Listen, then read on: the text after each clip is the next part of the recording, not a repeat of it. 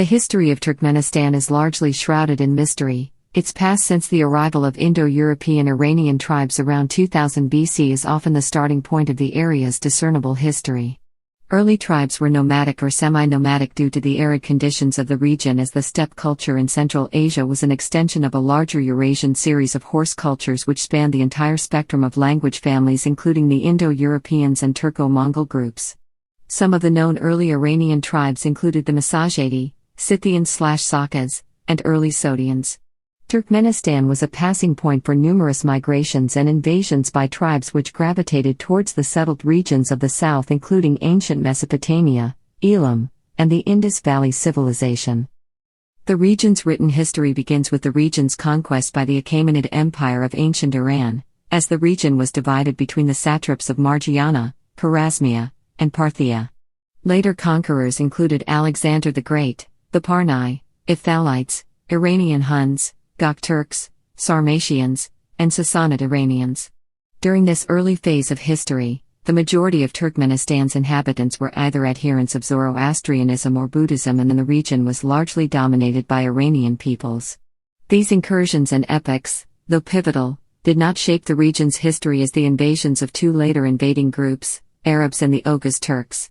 The vast majority of inhabitants were converted to Hanafism, while the Oghuz brought the beginnings of the Turkic Turkmen language that came to dominate the area. The Turkic period was a time of cultural fusion, as Islamic traditions brought by the Arabs merged with local Iranian cultures and then were further altered by Turkic invaders and rulers such as the Seljuks. Genghis Khan and Mongol invasions devastated the region during the late Middle Ages, but their hold upon the area was transitional as later Timur-Leng and Uzbeks contested the land. Modern Turkmenistan was radically transformed by the invasion of the Russian Empire, which conquered the region in the late 19th century.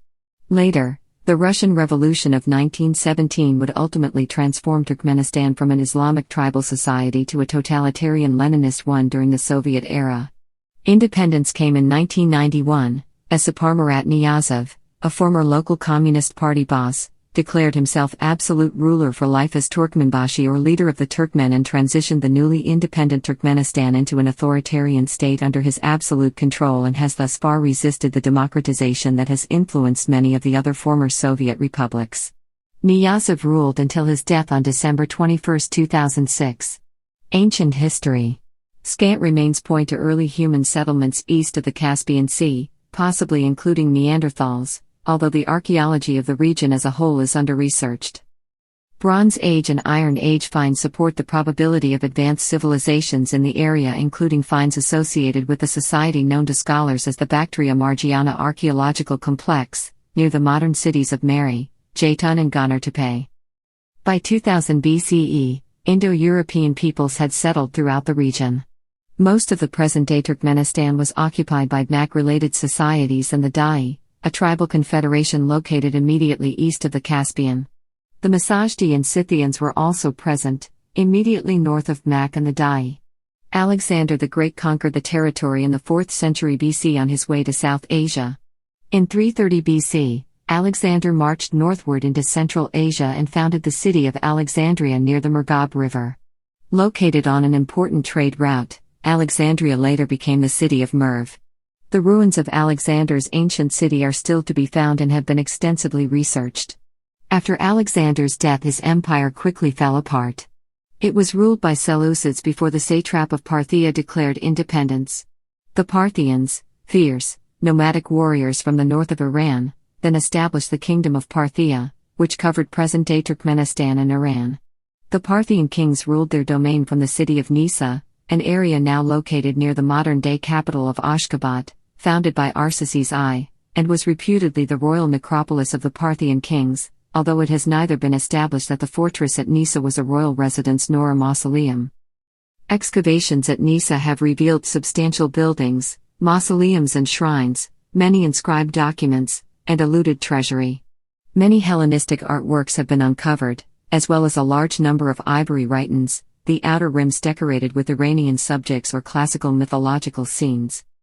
During the 4th to early 7th century CE, much of the population was already in settlements around the fertile river valleys along the Amu Darya, and Merv and Nisa became centers of sericulture. A busy caravan route, connecting Tang dynasty China and the city of Baghdad, passed through Merv.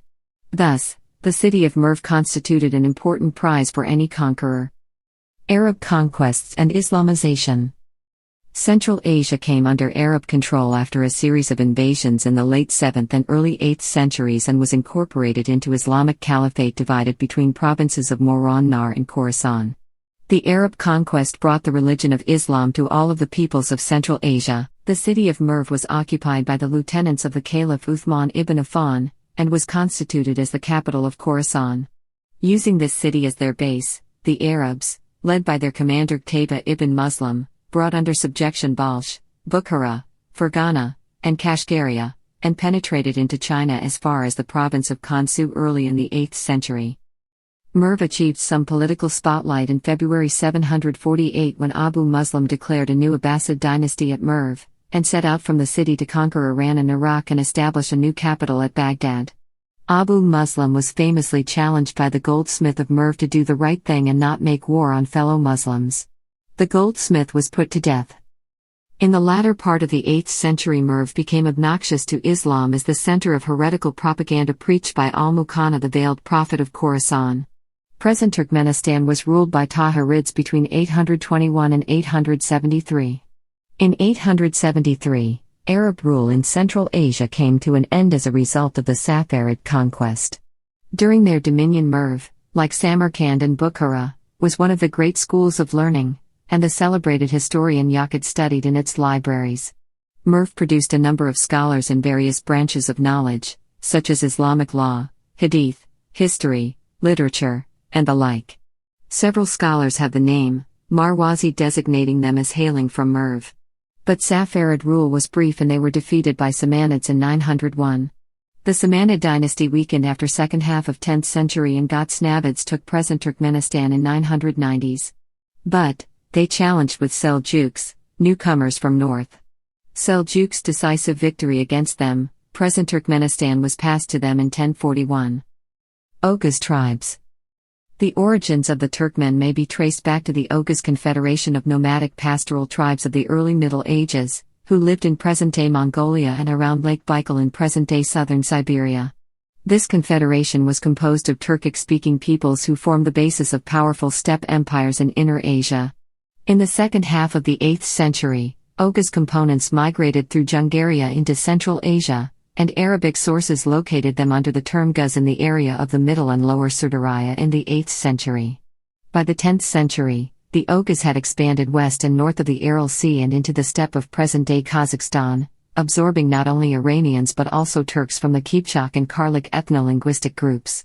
In the 11th century, the renowned Muslim Turk scholar Mahmud al-Kashgari described the language of the Oghuz and Turkmen as distinct from that of other Turks and identified 22 Oghuz clans or sub-tribes, some of which appear in later Turkmen genealogies and legends as the core of the early Turkmen. In Old Turkic inscriptions, there are references to several Oghuz groups like simply Oghuz, Us Oghuz, Alt Oghuz, Sikiz Oghuz, possibly Ochuz Oghuz, and the TL-affiliated Toks Oghuz in different areas in the vicinity of the Altai Mountains.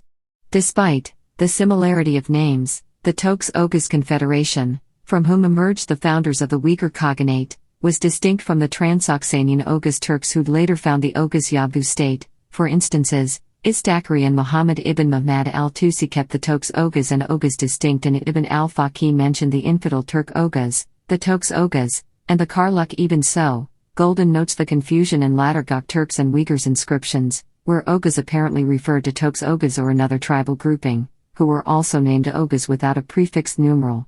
This confusion is also reflected in Sharaf al-Zaman al-Marwazi, who listed 12 Oghuz tribes, who were ruled by a Toks Khakan and some of whom were Toks Oghuz, on the border of Transoxiana and Kharazm.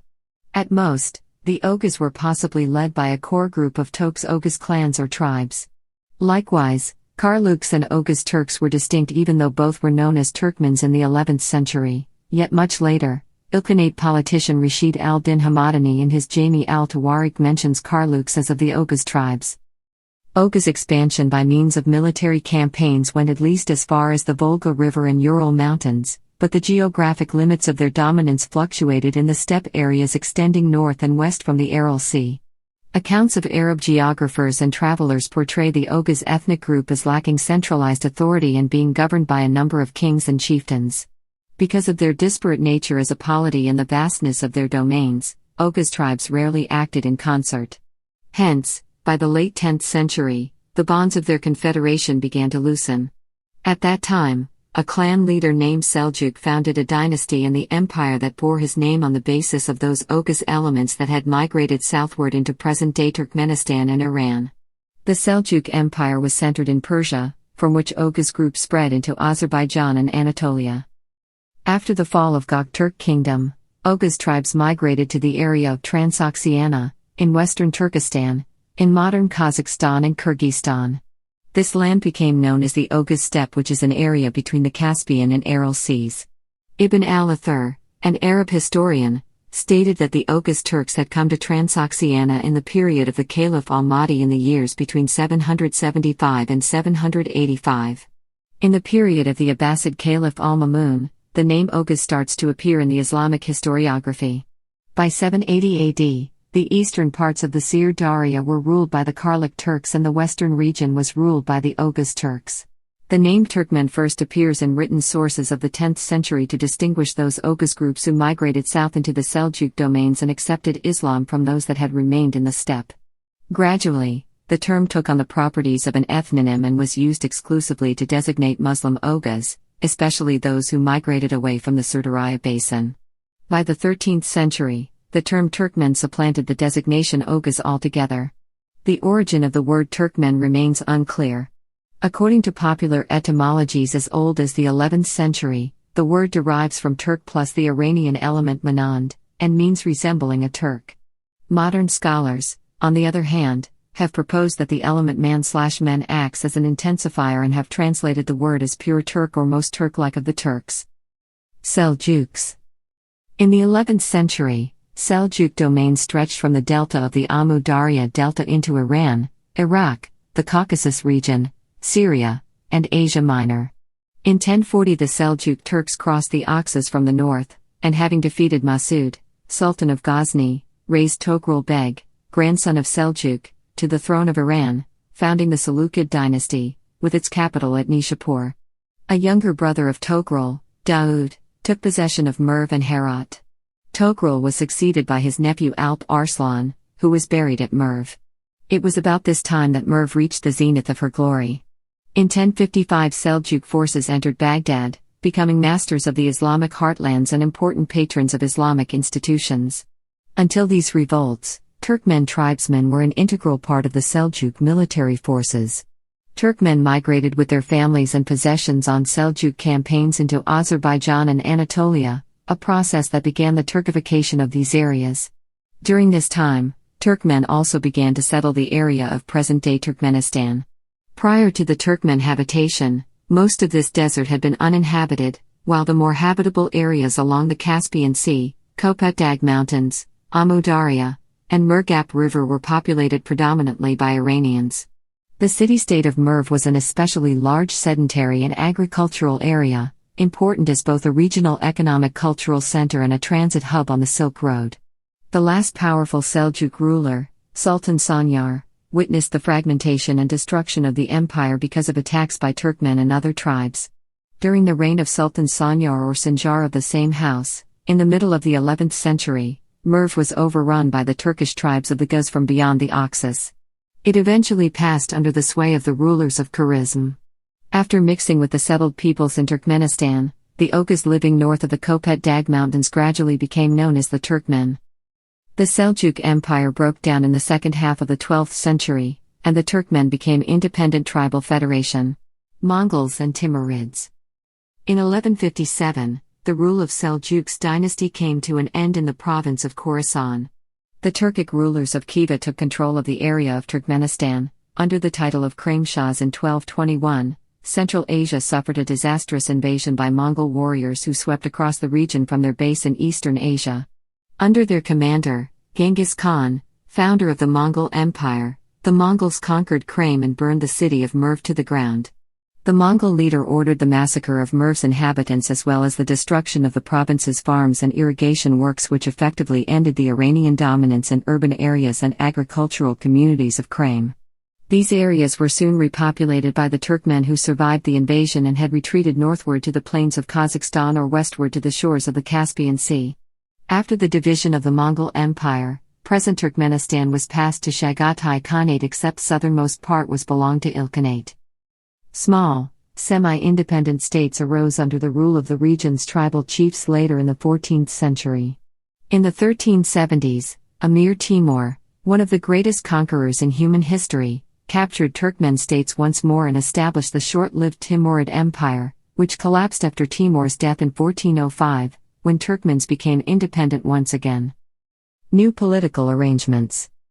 As a whole, the 14th to 16th centuries was a period in which the Turkmens' dislocation due to the Mongol invasions gave way to new political groupings, which became tribal groupings, which have continued to modern day. In addition to the new political arrangements, historical sources suggest that a large tribal union called the Salar Confederation remained from the original Oghuz tribes and into modern times. In the late 17th century, the confederation fell apart and three senior tribes moved eastward and then southward. Of these tribes, the Yomud split into eastern and western groups, and the Tekke migrated to the Ahal region near the Kopet Dag Mountains and eventually into the Murghab River basin.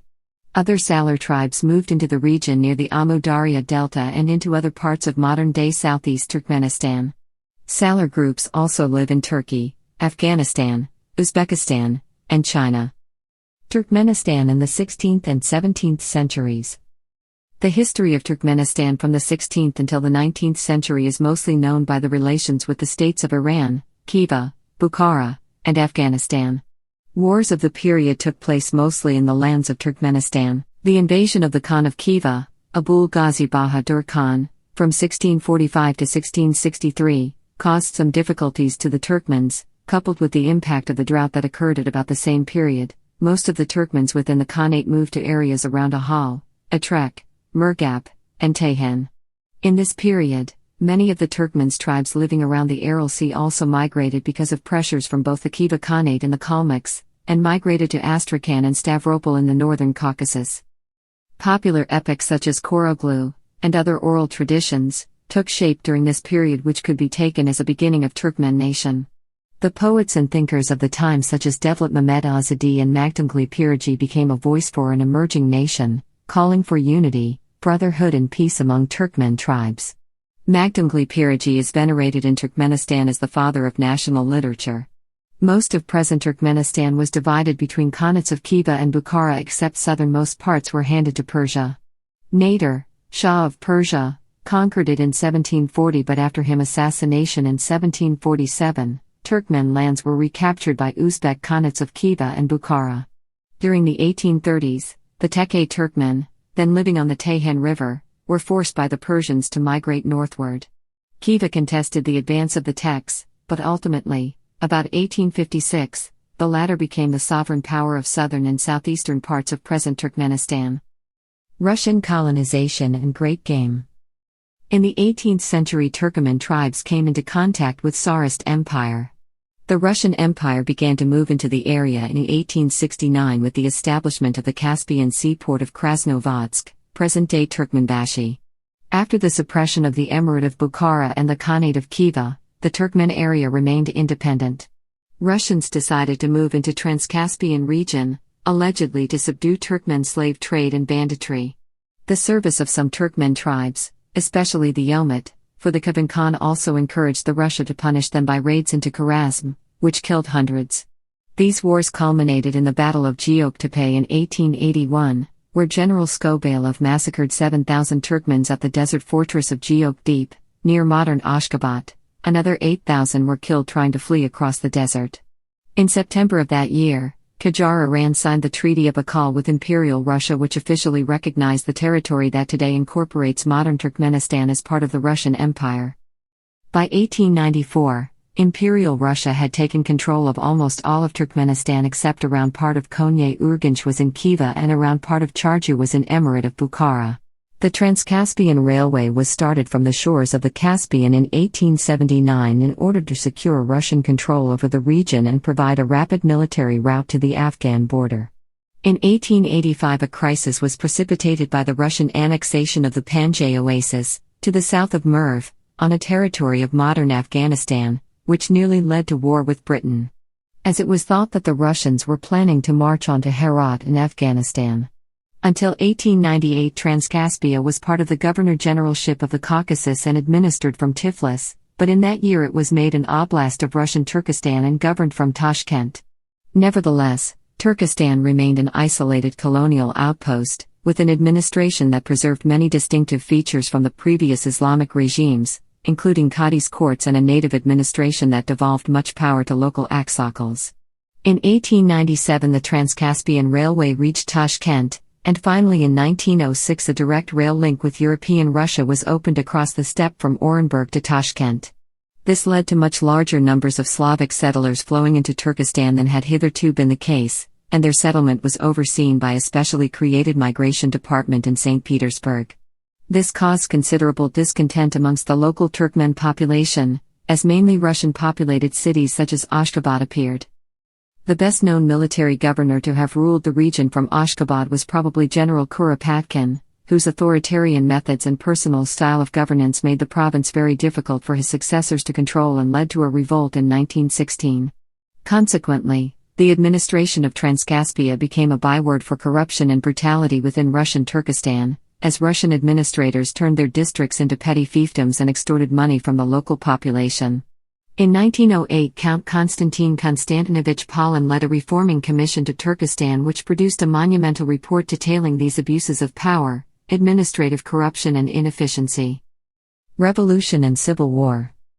Following the October Revolution of 1917 in Russia, Ashgabat became a base for anti-Bolshevik counter-revolutionaries, who soon came under attack from the Tashkent Soviet. The Communists succeeded in taking control of Ashgabat in the summer of 1918, forming a Soviet. In response, Hunayd Khan and forces loyal to the Tsarist government joined together to drive out the Communists. In July 1919, these anti-communist allies established the independent state of Transcaspia. A small British force, led by General Wilfred Malleson, from Mesht occupied Ashgabat and parts of southern Turkmenistan until 1919. It is alleged that 26 Baku commissars were gunned down by British forces or their Transcaspian allies. The region was one of the last centers of Basmachi resistance to Bolshevik rule, with the last of the rebellious Turkomen fleeing across the border to Afghanistan and Iran in 1922-23. Soviet Union. On October 27, 1924, the Turkestan USSR was dissolved. In accordance with the decree of the Central Executive Committee of the USSR and the Turkmen SSR, it became one of the republics of the Soviet Union. At this time the modern borders of Turkmenistan were formed. The Turkmen government renamed Ashgabat into Paltaratsk after a local revolutionary, however the name Ashgabat was restored in 1927. In February 1925, the Turkmenistan Communist Party held its first congress in Ashgabat.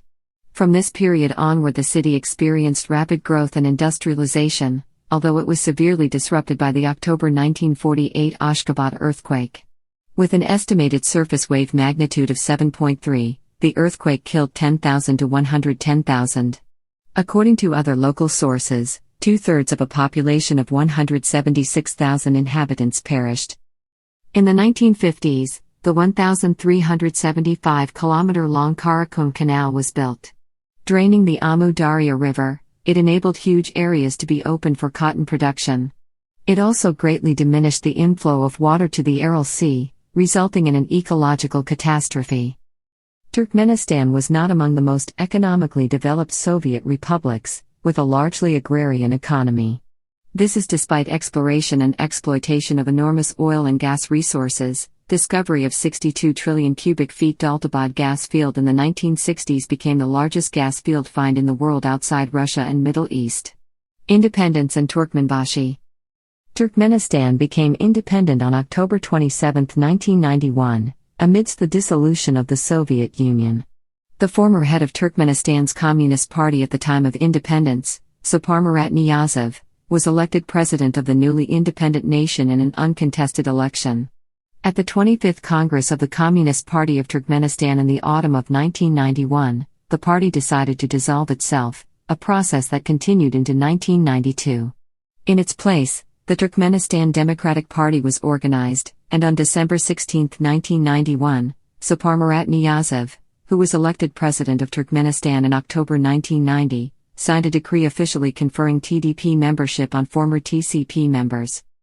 The authoritarian Niyazov, who has assumed the title of Turkmenbashi, or leader of all Turkmen, was accused of developing a totalitarian cult of personality.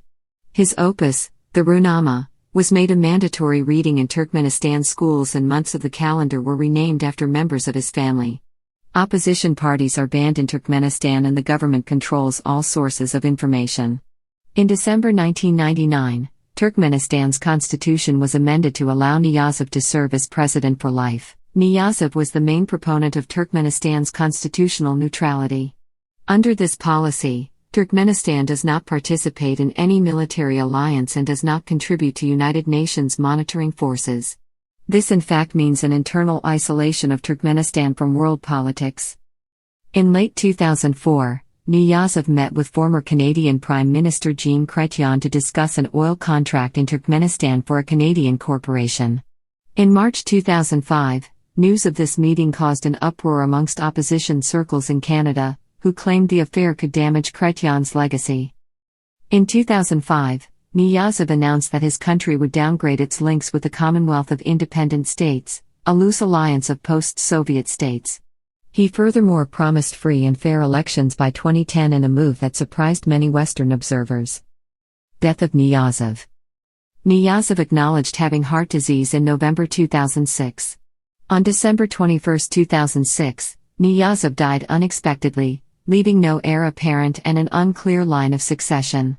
A former deputy prime minister rumored to be the illegitimate son of Niyazov, Gurbanguly Berdimuhamedov, became acting president. Under the constitution, the chairman of the People's Council, Oghuz Atayu, should have succeeded to the post. Atayu was accused of crimes and removed from office since 2006. In an election on February 11, 2007, Gurbanguly Berdimuhamedov was elected president with 89% of the vote and 95% turnout, although the election was condemned by outside observers. Following his election, Berdimuhamedov moved to reduce foreign isolation and reverse some of Niyazov's more egocentric and damaging policies. Internet cafes offering free and uncensored web access opened in Ashgabat. Compulsory education was extended from 9 to 10 years, and classes in sports and foreign languages were reintroduced into the curriculum, and the government announced plans to open several specialized schools for the arts. President Berdimuhamedov has called for reform of education, health care and pension systems, and government officials of non-Turkmen ethnic origin who had been sacked by Niyazov have returned to work. President Berdimuhamedov began to reduce the personality cult surrounding Niyazov and the office of the president. He called for an end to the elaborate pageants of music and dancing that formally greeted the president on his arrival anywhere, and said that the Turkmen sacred oath, part of which states that the speaker's tongue should shrivel if he ever speaks ill of Turkmenistan or its president, should not be recited multiple times a day but reserved for special occasions. Previously, the oath was recited at the beginning and end of TV news reports, by students at the beginning of the school day, and at the beginning of virtually all meetings of any official nature that took place in the country. However, Berdimuhamedov is criticized for building a personality cult of his own. For example, he is the only person whose first name is used in government press releases. Other officials always have their first names abbreviated to a single letter. He is also sometimes called the Turkmen leader by his country's press. Additionally, while his regime is somewhat less heavy-handed than Niyazov's, it is still rigidly authoritarian. On March 19, 2007, Berdimuhamedov reversed one of Niyazov's most unpopular decrees by giving pensions back to 100,000 elderly people whose pensions Niyazov had slashed in the face of an unspecified budget crisis.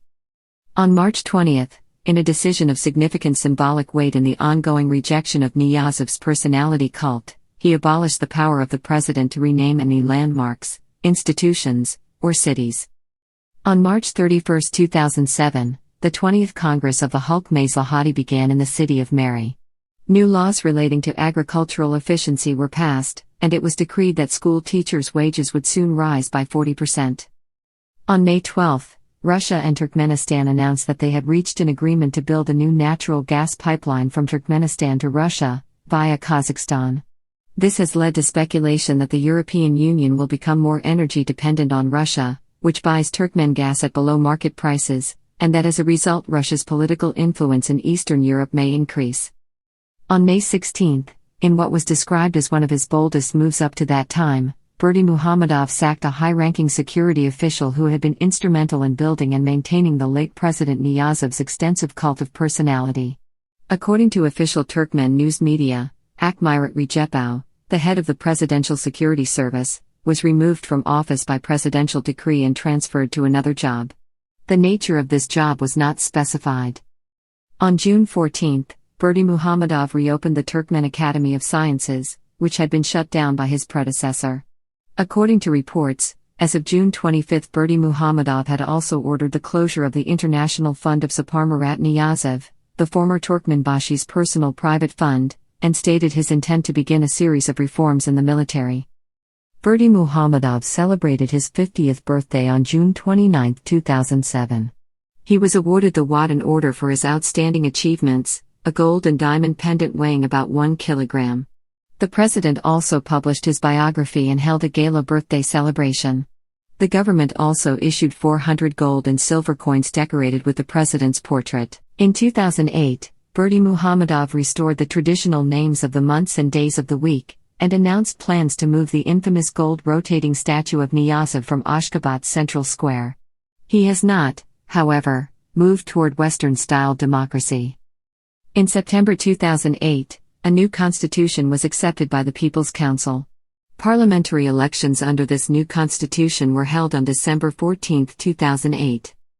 In December 2008, Berdimuhamedov announced changes to the national anthem, which involved removing the repeated references to former President Niyazov. The new version was to take effect on December 21, the second anniversary of Niyazov's death.